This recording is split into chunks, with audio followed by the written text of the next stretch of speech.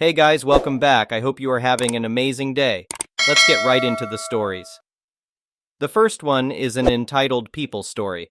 I've lived in my cozy little house on Elm Street for over 15 years now. It's not a fancy place by any means, but it's home. When my wife and I first bought it, the neighborhood was quiet and peaceful. Everyone mostly kept to themselves, aside from the occasional hello or wave from down the block. Things started to change a few years back when some new families began moving in.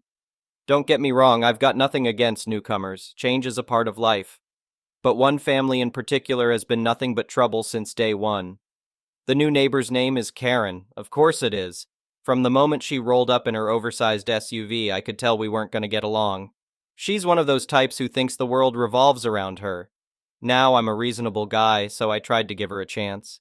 I went over and introduced myself, even baked some cookies to welcome her to the neighborhood. But she barely looked up from her phone to acknowledge me. Rude, but I let it slide.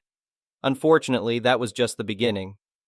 Karen made it very clear she had no interest in being a considerate neighbor. Anytime I was working in my yard, she'd crank up her music loud enough to wake the dead. And heaven forbid if I made even a peep on a weekend morning. She'd be pounding on my door, screaming that I was disturbing her beauty sleep. Still, I held my tongue and tried to keep the peace. I figured if I was polite enough, she'd eventually warm up to me. Oh, how wrong I was. A few weeks ago, I arrived home from work to find a strange car parked in my driveway. As I got out of my car, a man approached me and introduced himself as James, a real estate agent. He went on to say how thrilled he was that I had decided to sell my home. I stood there stunned for a minute before informing him that my house was not for sale. But James insisted Karen had told him I was ready to move and my home would be listed by the end of the week. As the confusion set in, I noticed Karen watching from her front porch. The smug grin on her face said it all. This was her doing. I asked the agent to leave and immediately marched over to confront my troublesome neighbor. Care to explain what's going on? I asked. Karen feigned innocence. I have no idea what you mean. I simply mentioned to James that you were considering selling. I must have been mistaken. I knew she was lying through her teeth, but I didn't want to cause a scene out on the street. So I held my anger in check and told her there must have been a misunderstanding. I made it clear my house was not for sale and asked her to please correct the issue with her realtor friend. Karen insisted it was just an honest mistake. Don't worry, hun, I'll straighten it out right away, she said in an exaggeratedly sweet tone. I had a bad feeling in my gut, but tried to give her the benefit of the doubt. Over the next few days, I kept catching people peeking around my property or slowing down out front. It didn't take long to figure out why. Karen had gone ahead and listed my house for sale without my knowledge or consent. Livid could not begin to describe my anger. This woman's audacity knew no bounds. But before I could even process this betrayal, Kate was knocking on my door, her high-pitched voice chirping, I have an offer for you. She waved a piece of paper in my face, rambling about how she knew I'd be thrilled with the all-cash offer. I snatched the page from her claws and ripped it to shreds right in front of her. Let me make this crystal clear, I said slowly. My house is not for sale. Take the listing down immediately or I'll be speaking to my lawyer. For once, the smug smile slipped from Kate's face. She stammered and stuttered, claiming it was just a tiny misunderstanding. But I shut the door in her face before she could spout more lies. I wasted no time calling James directly and making it abundantly obvious that I never gave any consent to list my property. He seemed shocked, insisting Kate had produced documents giving her authority to list and sell my home. It didn't take long poking holes in that claim. A few hours later, James confirmed the listing had been removed and offered his sincerest apologies for the mix-up. As satisfying as it felt to have the bogus ad taken down, I wasn't about to let Kate off the hook that easily. What she did was deceitful and illegal. I consulted a real estate attorney who helped me send Kate formal notice that I would be pursuing legal action if she didn't make things right. Turns out her little stunt could be considered attempted fraud. My attorney helped me file documents with the state licensing board, and even an official police report. He ensured me we had a solid case to sue for damages as well. Kate's blatant disregard for decency and basic respect had gone on long enough. I wanted to see real consequences for her actions. I decided to start by contacting the Homeowners Association's president with evidence of Kate repeatedly violating Homeowners Association's bylaws and rental policies. by creating disturbance and nuisance conditions for neighbors with loud music, parties, etc. Attached photo evidence of the bogus for sale sign in front of my house. After reviewing the documentation, the homeowners associations gave Kate 2 official breach notices, threatening fines and eviction if any further disruptions or unauthorized activities like illegally listing my home occurred. I made sure to get copies to further bolster my harassment claims against her. The final nail in Kate's coffin came when I mentioned her shady behavior to a buddy of mine who works for the state licensing board. He was happy to do a quick audit of Kate's real estate records, which uncovered a whole slew of complaints and policy violations, including multiple instances of illegally listing properties without owner consent. A week later, I received a notice that Kate's real estate license had been revoked, banning her from practicing real estate in our state ever again. Kate and her equally obnoxious husband moved out a month later when their lease was up. I have to admit, I got immense satisfaction watching them pack up and drive away, knowing I finally brought real consequences to her actions. She thought she could violate my property rights with no pushback. Boy, was she wrong.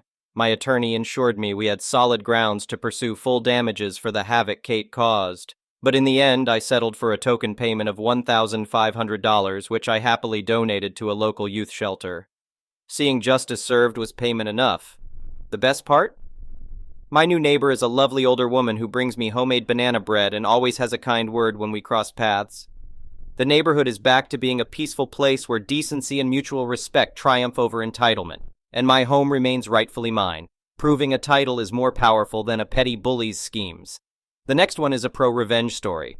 I started working in logistics at a company that builds things. That was just as COVID was starting, actually. When I started, we were 5 people on the team, but one of the guys quit soon after. This is important because it was a very good insight into how my department operates when they don't need or want a certain someone around. They will not outright fire you, since then they have to pay you severance, but instead they will bully you into quitting. I saw pretty much the whole package.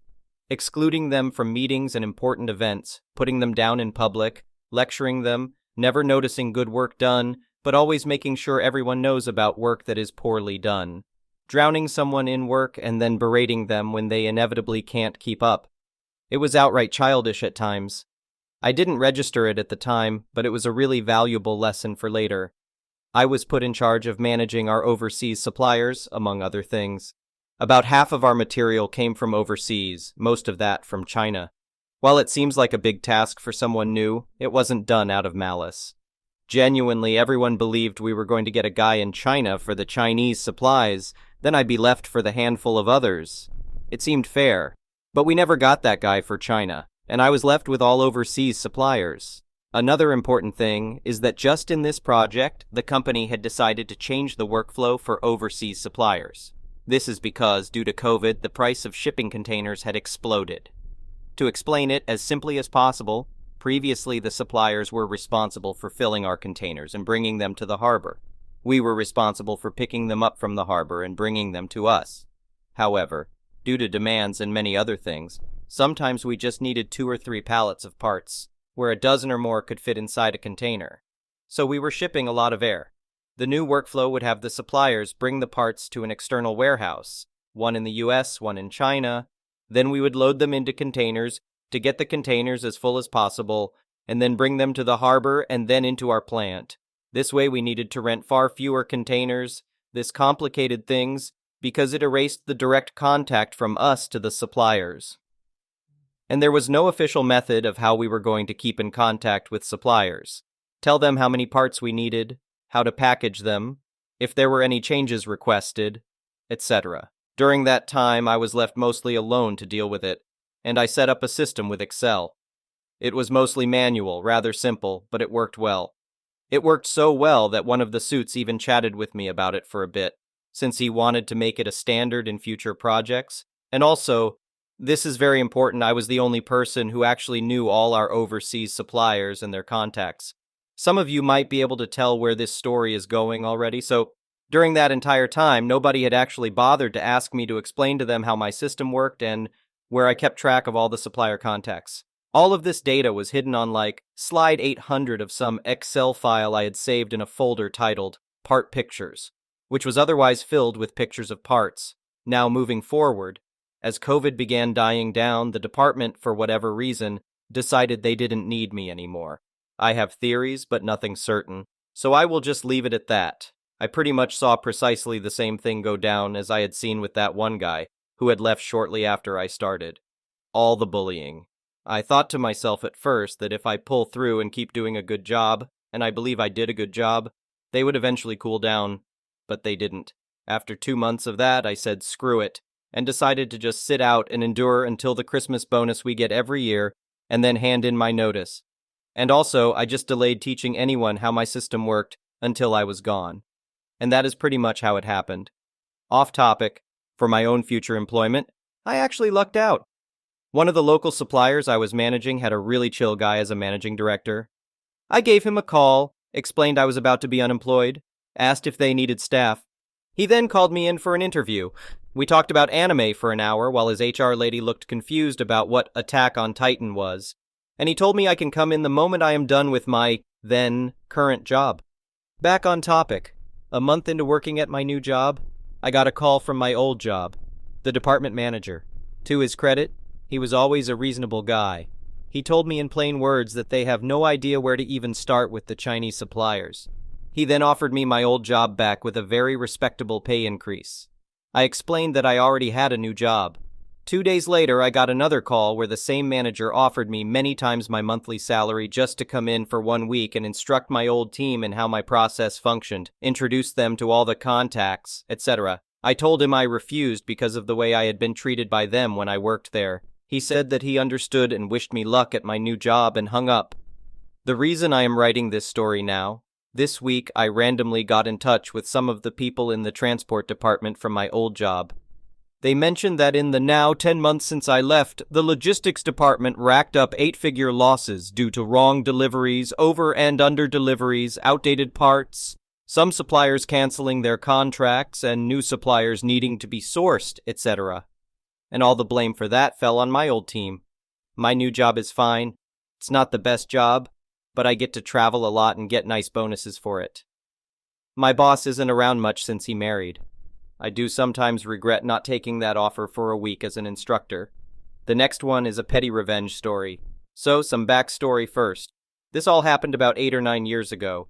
I was a senior-level engineer at a large software company we all know and are familiar with in the PNW of the US. I made a good salary and was doing well for myself. One day at an after-party/happy hour event at a tech conference, I met this girl who I quickly fell for. She was in her early 30s and had just started out in tech. I admired her ambition and bravery to go after a new career. After spending all her 20s being a bartender or server, she decided to enroll in a coding boot camp and was quickly hired as a junior web developer at a small company in the area. Being entry-level still, she wasn't making a ton of money, but she had potential. She was bright, driven, enthusiastic about her work, etc. And of course, I thought she was attractive, and I very badly wanted to see her naked. Soon we were dating, and everything was great and hunky-dory for about 9 months or so. We were talking about marriage, and we talked about being digital nomads and living the dink life. My lease was coming up, and she lived with roommates, so she was pretty much always at my place anyway. So we decided to get a new place together. With now dual incomes and her quickly rising at her job, we decided to spring for a fairly fancy apartment that was about $3,200 a month. The deal was I paid $2,000/month plus groceries. I also did all the cooking and was picky about ingredients, important later. She pays $1,200, and we split the utilities. It was a fair split given our relative income delta. One day, about a month after we moved into the new place, she comes home and announces she's quit her job to go to school full-time. She believed her income potential in the future would be better if she had a degree. I didn't disagree, but I was angry she just made this decision without me. When I asked how she intended to pay her part of bills, she simply replied, "Well, you make enough." She wasn't wrong. I could cover all the bills myself, but that wasn't our agreement. If I knew I would be covering everything myself, I would not have gotten this place. I eventually convinced myself it was an investment in our future. After all, we talked a lot about FIRE, financial independence and retiring early, and about getting married and staying child-free, etc. Giving her the freedom to knock out a degree as fast as possible was good for both of us. Fast forward a couple more months. We're on the couch watching Netflix, and she falls asleep with her phone in her hand open to Snapchat. I see a message pop up from a guy she has mentioned before who she met at school, a guy much younger than her or me. I was feeling nosy. I slipped the phone out of her hand that was still unlocked and looked at the message. It was an explicit photo. At first, I just thought, oh, gross. This must be one of those guys girls always talk about sending unsolicited explicit photos. But my curiosity was piqued, and I looked further. I went into her photo gallery and clicked on the Snapchat folder, and it was full of this guy's explicit photos and nudes of herself that she never sent me. She would send me explicit photos quite often, but I didn't have Snapchat, so she was definitely sending them over Snapchat to someone else. I woke her up and confronted her about it right then, which turned into a big fight. She eventually admitted she's been involved with this guy who is like 18 years old. I told her we're done, and I want her out by the weekend. The weekend comes, she hasn't moved. I'm sleeping on the couch in a fancy apartment that I pay for alone, and I've had enough of this situation. The revenge. Since in that state it's basically impossible to legally kick someone out of a lease unless they've committed a crime, I really had no recourse to get her out. So I plotted to make her life miserable. I stayed home from work one day and got to work. Our apartment was a 3-bedroom. Obviously, the master was ours and shared. The second was our shared home office. The third is where I had my gaming computer and sim racing rig, and she had her painting easel. I went and bought a used, nasty twin mattress and put it in room 3.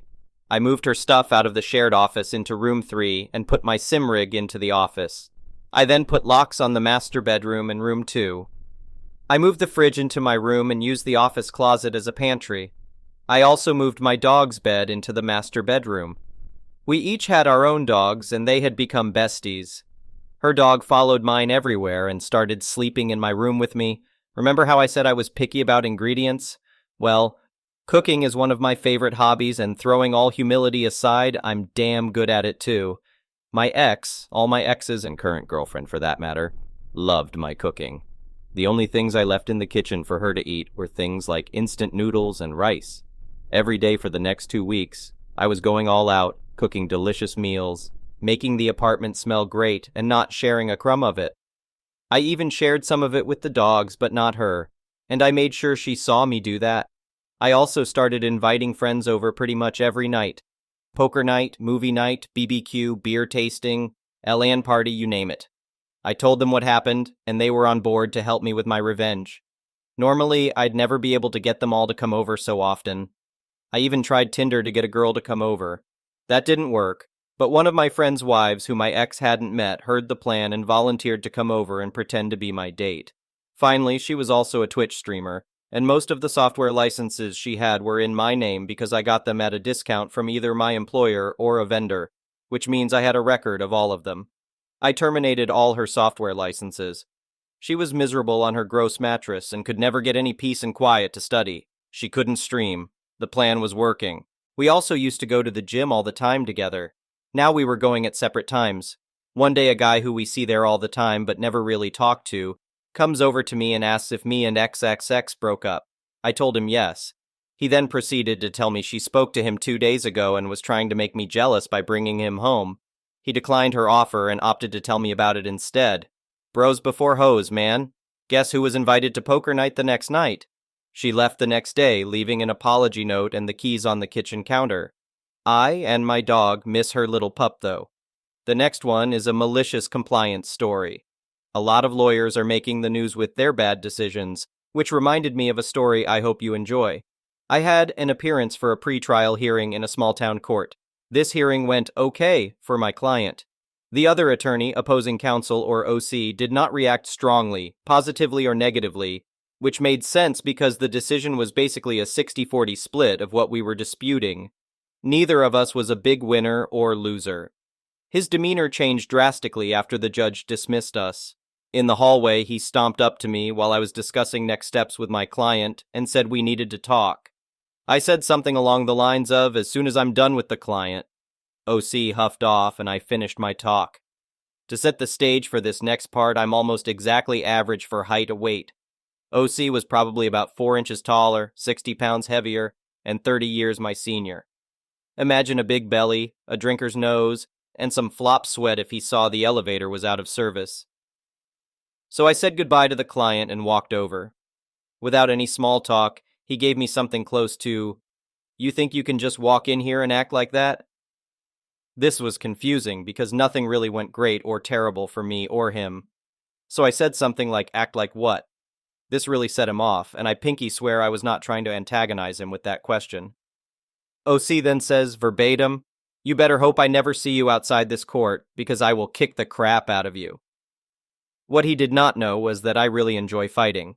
After seeing the Power Rangers punch those clay soldiers, I begged my parents for karate classes. After that was judo in HS, BJJ in college, and an attempt to fight in the UFC after college. I thought I was tough right up until actual professionals hit me. Then I thought, wow, I'm actually a huge pussy, and went for a graduate degree, so I told OC, "Sounds good, we need to sign some forms first though. Here's my availability, let's find a time and meet at this gym. Do you want boxing or grappling gloves?" I thought for sure he would make up an excuse, but he agreed. So we set up a time and everything. The small-town court gossip mill did its thing, and a couple of court staff showed up to watch the fight. In an anticlimactic turn of events, OC was a no-call, no-show. The next time OC and I appeared before the judge, who did not show up to watch the fight, the judge made a snarky comment like, "Is this really worth fighting over?" And OC didn't have anything to say to that. Thank you for watching. I would really appreciate it if you could like the video and subscribe to our channel if you haven't already. We'll see you again tomorrow.